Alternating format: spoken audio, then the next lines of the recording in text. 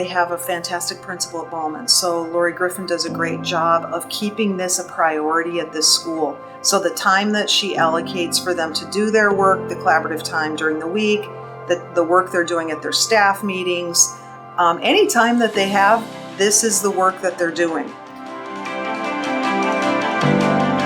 2016, we had 53 ELL students, 8 were proficient, 4 emergent, a lot of 1s and 2s. 2017, we had 15 students proficient out of 53. That's a big jump. Less level 1s and 2s, more 3s, 4s, and 5s. In 2018, 48 ELL students, 21 proficient, and less 2s, more 4s and 5s. Awesome.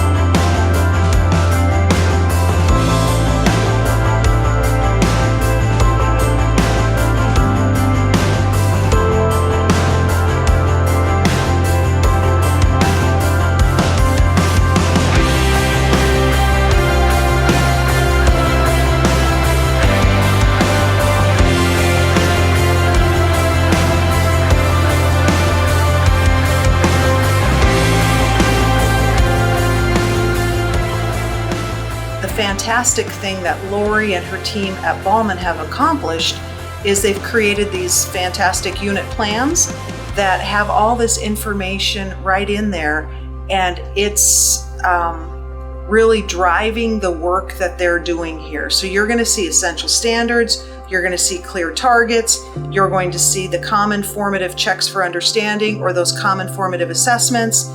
You're also going to see, they're beginning to build in the interventions tied to core instruction.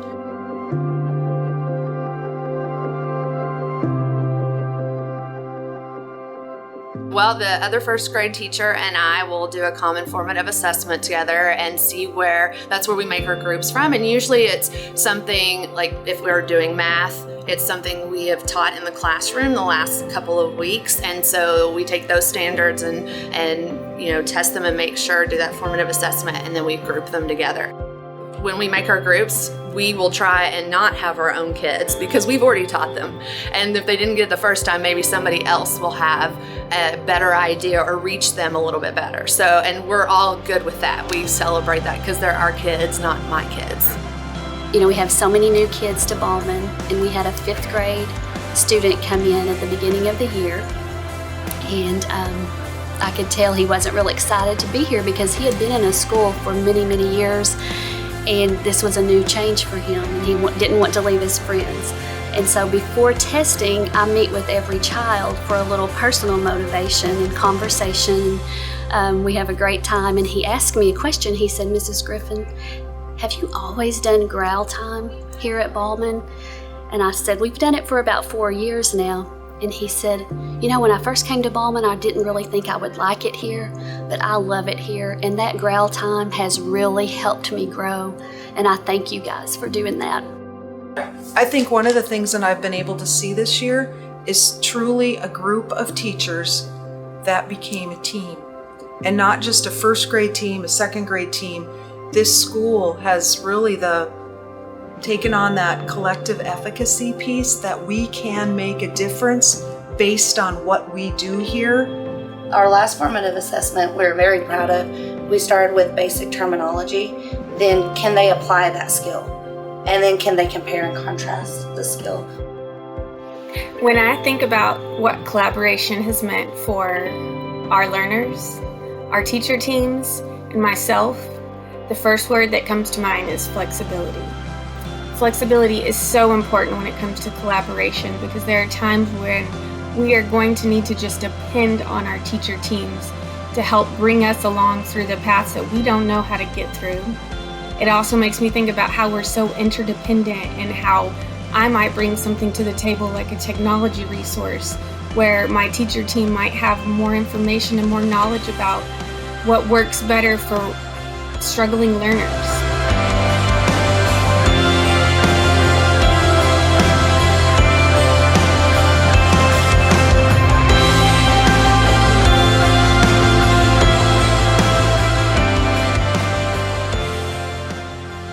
Aspect is that they became our kids, that we shared them. They were our kids. For example, we had a student that we had an issue with, and all four of us came together with that student, and from there on she referred to us as Mom 1, 2, 3, and 4. So we all had our number. She was very positive about being redirected and knew that we all had her best interest at heart.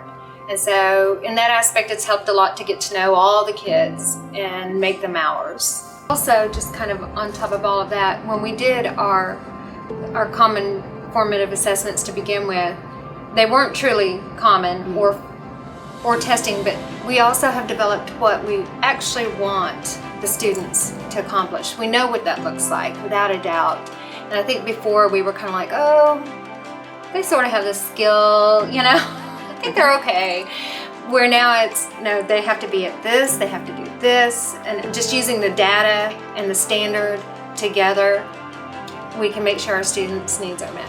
Well, and part of that was creating a common rubric that we used to assess it, so that we all knew what the expectation looked like for a 4 or a 3 or whatever our highest score was. That has helped a lot. I think the biggest thing is the teachers willing to make mistakes and not be fearful of mistakes, and understand that that's how we get better. And if we don't make those mistakes, we don't know that we need to change and get better. And so just that reflection, I think they have more reflection this year about what they're doing with their data, and also just more love that those kids feel from the teachers working together, and the excitement that they share as a school community, knowing that everybody in this school is looking out for the best of every child.